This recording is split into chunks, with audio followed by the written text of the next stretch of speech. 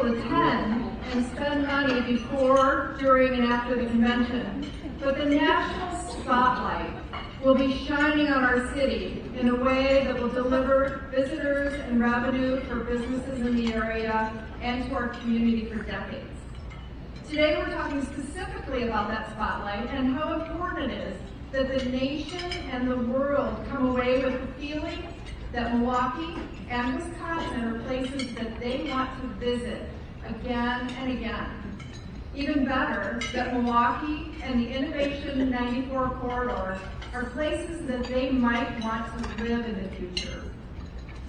In early October, the Milwaukee Business Journal will have a glossy insert in the paper that helps tell the story of innovation along the I-94 corridor.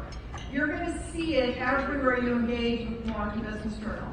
We'll be telling the stories from Lake County, Kenosha, Racine, the Foxconn development, up through Milwaukee, Madison, Eau Claire, and all the way up to Minneapolis, and we'll take a smart detour over to Sheboygan and Green Bay and look at the Microsoft and Titletown projects.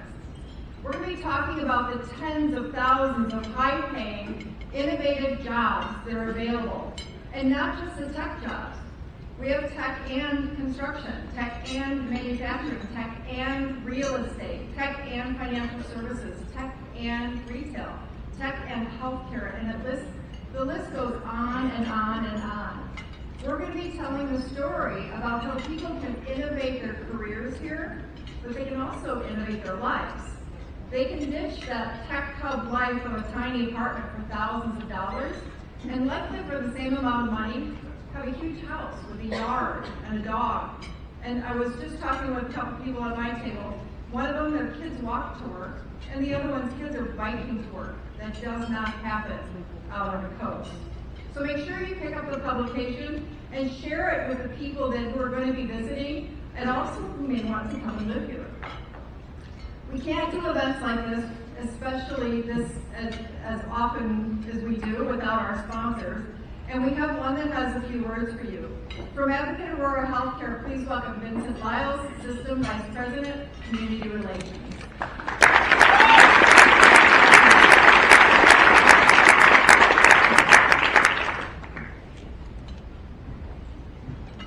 Good morning, everybody. While we don't care whether you wear red or blue, we do care if you get sick that you consider Advocate Aurora. We're in the business of helping people stay well. And a big part of people staying well is how they feel about where they live, work, and play. I'm excited about what's happening in Milwaukee. I think the DNC conference is a great opportunity for us to showcase what we're doing. Also, too, if we have to fix some of the problems that concern us. I'm excited about the opportunity for us as Advocate Aurora to sponsor this event. Got several friends that will speak this morning. They do terrific work in our community. So I'm looking forward to all the good questions you guys will ask. Looking forward to the next event that's coming up in November. But again, thank you on behalf of our 70,000 employees at Advocate Aurora Healthcare for being here this morning. And thank you, Business Journal.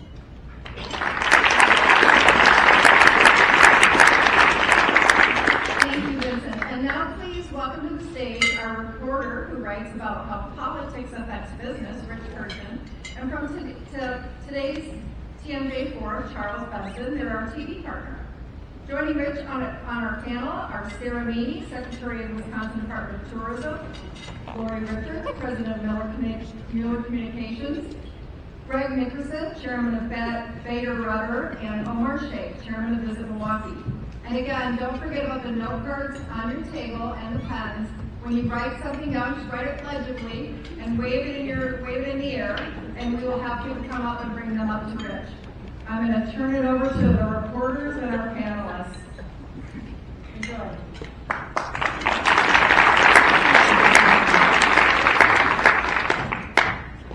Good morning, everybody. Thanks for being here this morning. Hopefully, we're all going to learn some new things, get some new perspectives from our most excellent panel. I thought we could just start with everyone giving their overview, what they see as some of the key points, some of the key perspectives that they believe should be brought to this process of Milwaukee presenting itself, not just to the convention goers, but also to the world with the opportunities that are in Sarah. Sounds great. Well, first of all, Kira already stole my line that tourism is neither red nor blue but green, and that is the story that I tell day in and day out, because that is absolutely the truth. So while the DNC and the convention itself, of course, sets its sight on Milwaukee and the Milwaukee region as the host city, it's really actually about the traveler's journey to Wisconsin, many of which are arriving in Wisconsin for the first time. And many of the media that will be covering this experience and this entire huge event have very little, if any, firsthand experience with Milwaukee or with Wisconsin. So without question, I see it as the Department of Tourism's role to set the stage, work up front with the media, to give them all the resources and all the reasons to tell the best, most positive, and best informed story about Wisconsin in the months leading up to the convention, before things switch to focusing specifically on the candidates, right? So we have a window of time that I think the State Department of Tourism needs to work, and very much in collaboration with people on this stage and the many partners at the table who are working to make it a great convention. So we have a lot of work ahead of us, but we're up for it. Well, given what I do for my day job, from a PR perspective, I think it's really important not just to think about messaging from the top down. So who do we position as representing our city, our region throughout this process, but also messaging from the bottom up. I think it's just as important that everyone in neighborhoods and communities, people who are leading organizations, are prepared to answer the question, what do I love about Milwaukee, and why do I make this city my home, for a place to live, a place to do business? Because each one of us in our own unique capacities could be called on at any given moment to be an ambassador or to provide a great experience to a reporter, to a delegate. And it's really important that everyone's prepared for that in order to provide a great experience and make sure that people leave Milwaukee with a great reputation, not only at the city, but at its people. Great. So building on what Laura you have to say there, I think it's speaking from the business community standpoint, us in the marketing and branding business is having a little more focal point to where do we get those messages. Who's in charge of, I like to call it the Milwaukee, Wisconsin party, because isn't that what we're all about here, is to promote this city. So I think a little more clarity on where all of us can go, because one of the questions we're all thinking of, who's responsible for this? Well, everybody in this room is responsible for building the Milwaukee brand. Add up all of our social media, connections in this room, be pretty impressive. So I'd like to make sure, let's just find a group, an organization that can run point on who is managing the Milwaukee, Wisconsin party. Everyone's going to excuse me that I brought, I'm the only one else apparently. I didn't know I was a branding expert, but I'm happy to do my part here as the chairman of Visit Milwaukee, but also through the lens of through a business owner here in Milwaukee. And there's in dealing with meeting a lot of the DNC folks, working with Visit, working with the city. There's a lot of anxiety right now because there's a lot to happen. And somebody just told me, well, at the end of the day, all we really have to do is throw a great party. And that's really, if you really think about it, that's what we have to do. And so from the lens of a business owner, I think hospitality is just going to be such a great focus that anytime anybody comes in through our restaurants, whether it's DNC, Pelosi's team came in the other day, we're walking through walls to show that great hospitality and show what Milwaukee and Wisconsin. So that's from my perspective. So, Lauren, let me ask you then, because everyone has talked about the party that Milwaukee is about to throw, and there's going to be a lot of events from now, maybe next year, up until what will become a very political, partisan event. So what would you tell your clients about, yes, there is this party, but it is also going to be a political event? Right. One thing that we're really focusing on is why Milwaukee was chosen for the DNC, right? So Milwaukee was chosen because of who we are as a city and what we represent politically in terms of importance, a critically important swing state in the next election. So we're trying to stay focused less on politics and more on Milwaukee there, right? So what makes Milwaukee important in this next cycle? Is it the people? Is it our demographics? Is it our economics? And to find their place in that walk. So if they have an expert or they have a position that really helps differentiate them and talk about why Wisconsin is so essential, so important right now, that's what we're encouraging clients to think about as they try to kind of figure out their messages about how they fit into the DNC puzzle. Anybody else? I'd love to weigh in on that. Yeah. Shouldn't surprise most people. Well, so of course the DNC is a political party, and the event is specifically created to choose the next candidate for the Democratic Party. But what we have to think about is that most of us are never going to be invited to that party. We're not in that convention. We're not allowed in the perimeter. Some of us may based on our jobs and our roles. But what's happening here in our city and in our state is really monumentous. Whether you're in that building or in those buildings or in those events or not. It's an indicator of commerce opportunity. It's an indicator of the community's opportunities. Every business leader or business owner has an opportunity to decide, what does this opportunity mean for my business? And what do I need to do in order to prepare myself for that? Now, it's not going to be about red or blue for most of us on any given day in those 5 days. It will be very much about what opportunities we can see, because we are in the spotlight in a way that Milwaukee has not been in a very long time, and that our state has not been, certainly in my lifetime. And so, if anything, being prepared and making sure that all the people at the table are doing a great job to make sure that event is successful, because that will make us look great. But everything around it, and the way we behave in the city, and what people experience in the communities when they leave the perimeter, the security perimeter, that is what they're going to take back and tell their friends and family about. And that means everything about talent attraction, business attraction, and visitor attraction. It's our turn to show people why we know this place is great. Now, Governor Evers had in his initial budget included money specifically for the Department of Tourism to promote Milwaukee and Wisconsin related to the DNC that did not make it through. So what is your plan? Are you going to be executing some, introducing some campaigns or promotions specifically related to the DNC? It's a great question. So some people may have read there was an increase in the tourism department budget for the first time in nearly 10 years for $1.5 million over the biennium. But that is not intended to be used specifically for the DNC or the Ryder Cup or anything else. It's actually meant to give us, for the first time in as long as I can see, an opportunity to talk outside of our immediate geography and promote Wisconsin to people further afield. That's really great news. Wonderful. However, I have had verbal bipartisan commentary in favor of the idea of seeking potential supplemental funding to support a large, important effort for the DNC and, frankly, the Ryder Cup as well, following quickly on the heels there. So we're going to be exploring that opportunity.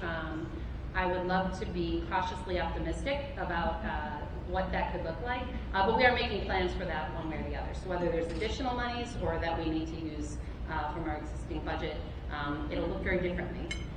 But ultimately, we need to have a lot of media relations going on at a national and international level, and we expect that we need to throw a Wisconsin experience party as well, near the grounds, on the grounds, as close as possible to the perimeter, not just for the delegates and the media and their families, but also for all of us. It's an opportunity for us to tap in and really understand what Wisconsin is about and what it has to offer. So Omar, for someone like you, as you navigate through this and see what's happening, what's coming our way with the convention, but it is a one-time event and it can provide bounds.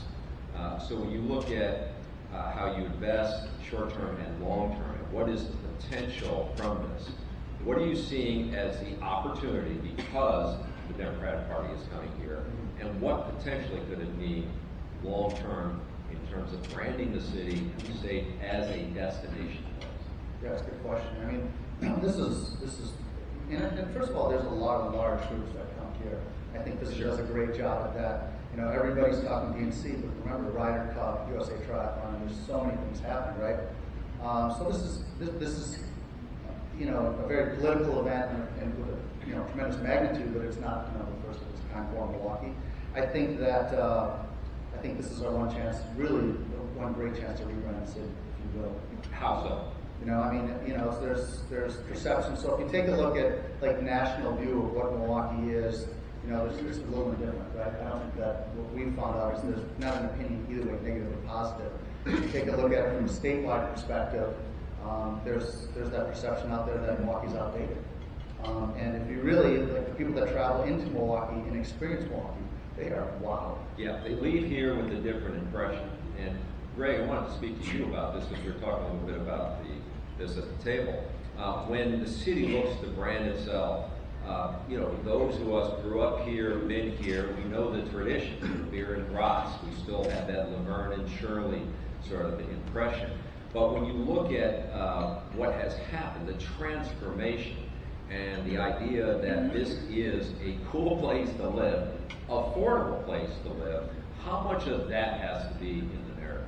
Well, I think a lot of it has to be, and our perspective comes from, I was mentioning to Charles, that we have wonderful local clients like Johnson Financial Group, little shout out, but majority of our revenue comes from companies that claim right away. And this has been true for decades, so we're very used to selling Milwaukee. And I've said this so many times, but any time we get someone here for the first time, they can come away super impressed. So I think we're going to throw a hell of a party. I mean, I know there's a lot of details to go into it, but they'll have a great experience here. My focus is a little more on good branding and marketing is, you know, who should we target our message to? And, you know, this is all about keeping our younger folks here that go to school. It's about, you know, recruiting new talent to come here or getting people back who left. And I have come interesting perspective. I have a son at Facebook in California and an architect in New York, another son. So I asked them, what would you tell this group? And said, number one, affordability. We are having success now recruiting creative people from the coast. We've hired 4 from the West Coast in the last year. And one of the reasons they'll cite is affordability. But this emerging tech scene is something we can ride. And we need to ride that hard because we can't just be seen as a place that assembles stuff. You know, God love the distribution companies and whatnot, but we have to be seen as a place where things are created, that we are creating things and we're assembling and distributing. So who are you counting on to lead that effort? How do you tag team with this big event coming? Omar? Just got a point. We're doomed. I think there are, you know, I think Megan Swardini is somewhere here in the audience. She's our marketing manager over at Visit Milwaukee. There's been a group since 2016 that's been working on messaging branding for various like events. Since back in 16, I know Travel Wisconsin's part of it. Right. City of Milwaukee's part of it. Yeah, there's a team actually that's been MMAC. doing this. A lot of really working on this back since 2016. Not me though. I was going to add to that. So Megan leads as Vice President of Marketing at Visit Milwaukee, and she does an excellent job on behalf of the city DMO, the marketing organization. But together, Travel Wisconsin, myself, MMAC, GMC, the city of Milwaukee, some private industries at the table. Basically, the lead communicators from these groups have been meeting, talking exactly about this. Meaning, when the host committee is ready, which was, they were meeting for months before the host committee had actually convened, right? We need to be ready in order to give them the best information and make sure that they have the tools and the information, because while some people from the host committee have experience with Wisconsin or may have been from Wisconsin, they're convening to get a really big job done, right? We need to be there to help them. So that work has been happening even before what I would call the cavalry arrives. So when the host committee and when the DNCC group, the people who run the convention, are ready to tap in or just simply need us to show up with answers, we've already been doing that. So that is a piece of the pie right there. But ultimately, it isn't one single message, right? Because what we have is so many different constituents. Our businesses have different audiences, our communities have different audiences, and the national and international audiences have different interests in hearing different messages. They all need to ladder up to the same thing, which is Milwaukee is amazing. If you haven't been here in the past couple of years, you don't know Milwaukee at all. And frankly, if you don't have any experience with our state, you need to come and experience it. I was just going to throw out a little data. So the Department of Tourism often has to justify what we've spent our money on and what kind of impact we've had. And one of the most recent studies on impact of tourism advertising from 2017 was the most recent that was done. The whole point is build economic development opportunities, right?